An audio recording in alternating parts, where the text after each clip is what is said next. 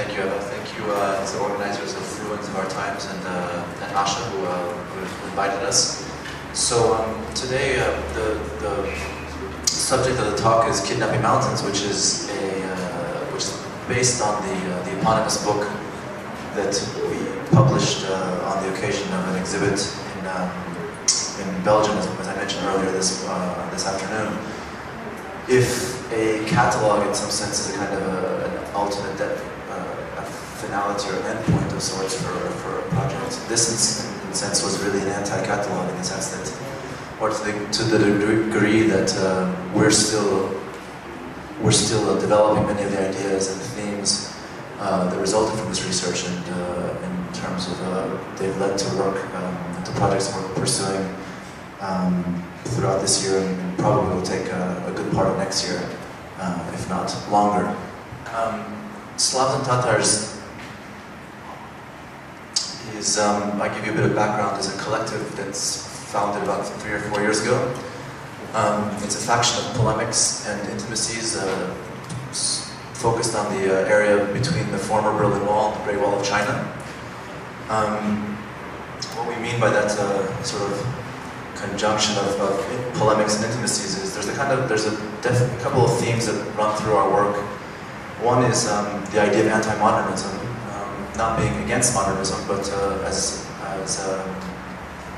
Antoine Compagnon, professor at Columbia University, described the real true moderns being those people who weren't the Marinettis and the Mayakovskis who were, let's say, gung-ho about the future, but the real moderns, in his definition of the French literary tradition, were people like Péguy and Barthes and Baudelaire, basically people who were going to the future but with an eye on the rearview mirror, as Sartre described Baudelaire, or as you have Benjamin's Angel of History, similarly propulsed into the future but facing the past, or even in a vernacular Malagasy language of Madagascar, for example, the way that the future is described is as being behind you and the past is in front of you.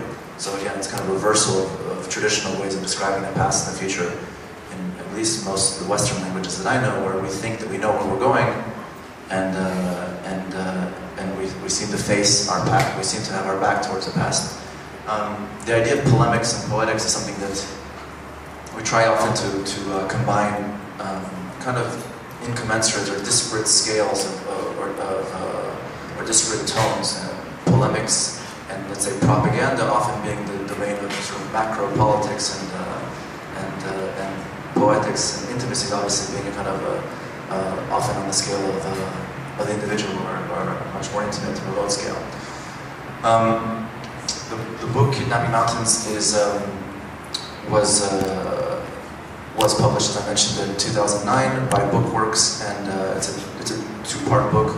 The first part is about different polemical, sort of different a celebration, let's say, of complexity, whether it's linguistic, historical complexity in this region known as the Caucasus, and the second half is called Step-by-Step Romantics, about different types of romance in this region. This is the proposal for a sculpture of Stalin that's in the same building. This is the seating arrangement for the people inside the parliament, so people can actually sit and choose their favorite communist hero and vote accordingly. This is some of the sculptures that are left from when this was the Czechoslovak parliament. One is instructed to touch the shoulder of the guy and it improves your fertility. More planting. This is one of the only exhibits they have inside it, which is of dead birds that are electrocuted by high-powered cables. And in this space you can see the original idea of what a national museum should be. This is a view of that sculpture looking down again. This is the inside courtyard again. Security. And essentially, for what I wanted to show you, this is it.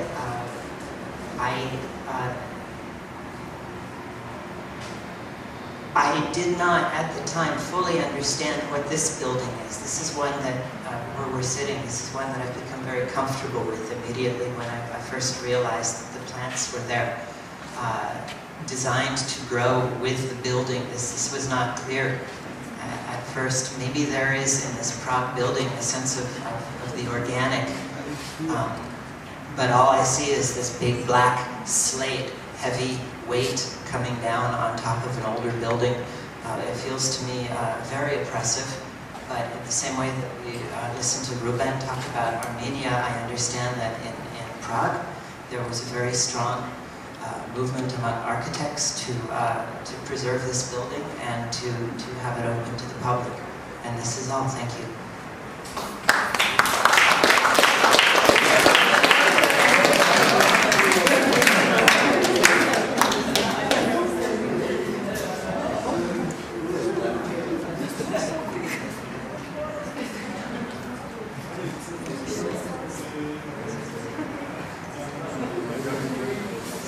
Going back to where you can see the weight.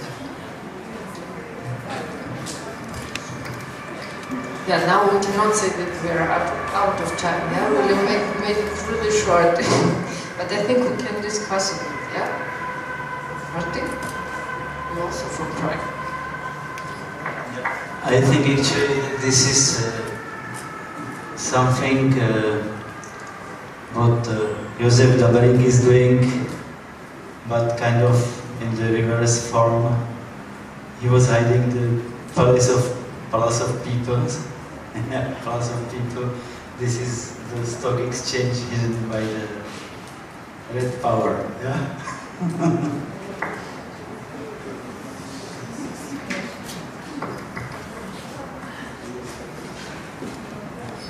No, I would say I would explain it more serious.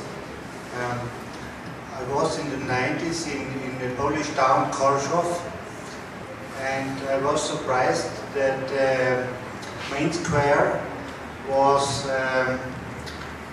quasi destroyed by a street on a bridge. But my explanation for this bridge is that this is the symbolic elimination of history. So the bridge is crossing or dividing all the historical elements on the place. And this is a symbolic, something similar in a sense. But I think it's based on dialectic of political of ideologies. So there is the bank below, and there is the transparent public space. What was it? The gallery from the beginning.